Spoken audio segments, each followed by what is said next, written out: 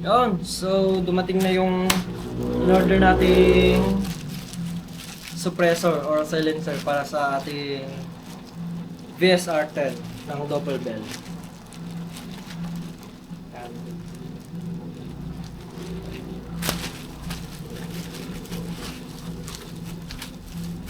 Testing natin yung difference ng walang suppressor at yung meron. Hindi ko alam kung may foam na ito, pero kung wala pa itong foam, lalagyan natin, i-modify natin. And that's for another video na naman. Sa ngayon, testing lang natin, test fit, kung may pagbabago ba sa tunog niya. Ano? May kabigatan rin. Kasi karamihan ng mga nabibiling suppressor, walang foam. So, dami lang talaga siya. And ang function niya lang is for props only. So, ito nakita ko naman na may spring siya sa loob. Which is good. Actually, mabuti yun kung if ever na walang foam, madaling lagyan kasi may spring na. Yung mga wala pa kasing nabibiling, yung mga nabibili na wala pang foam, is bibili ka pa ng separate na spring, so dagdag gastos. So ito na yon. Ayan. Naka 14mm na rin siya ng reverse thread. Saktong-sakto siya sa VSR-10 ng double bell. Ayan. Ito pala yung unit ko. All stock pa lang siya. Pero i-upgrade na natin sa susunod.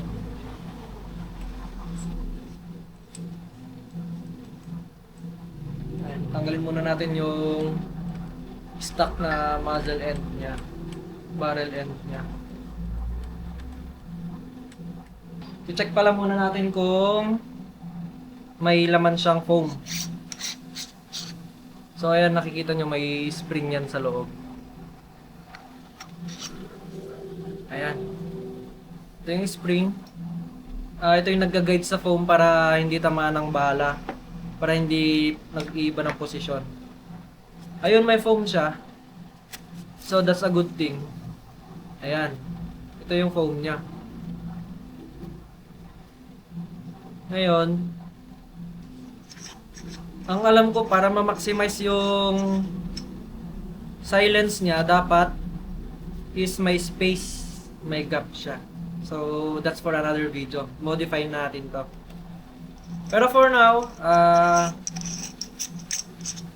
let's use it out of the box. Ayan. Ganda. May napagtanungan na rin kasi akong airsoft shop. Medyo mura din naman yung yung silencer nila, pero talo tayo sa shipping at yung nila, preparation fee. Kaya good thing may nahanap ako. Yung link nasa description kung saan ko nabili. Yan. So, kakabit na natin. Reverse thread ito, so ang higpit niya is counterclockwise. Yan. Yan. So, test fire naman natin ito ngayon. Tatanggalin ko muna yung noise cancellation nitong camera. Itong mic niya. Para marinig nyo ang natural noise.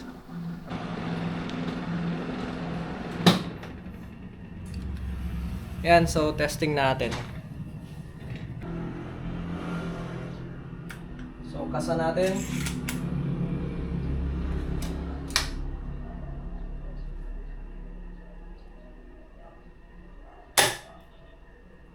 Yan, so dahil nagamit ko na to, may konting pagbabago sa lakas niya, sa tunog ng lakas. Sa lakas ng tunog niya.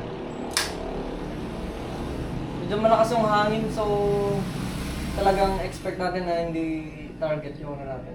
Scope. Yun.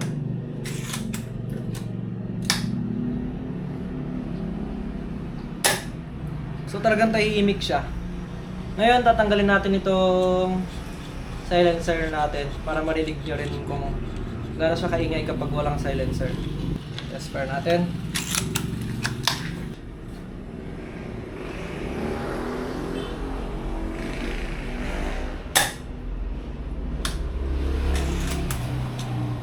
Medyo crisp yung tunog nito kapag walang silencer. Medyo matinis yung tunog niya. Pero konti lang difference nila. So titignan natin ngayon kung malaki ang magiging difference sa sound niya kapag na-modify na natin yung internals ng silencer.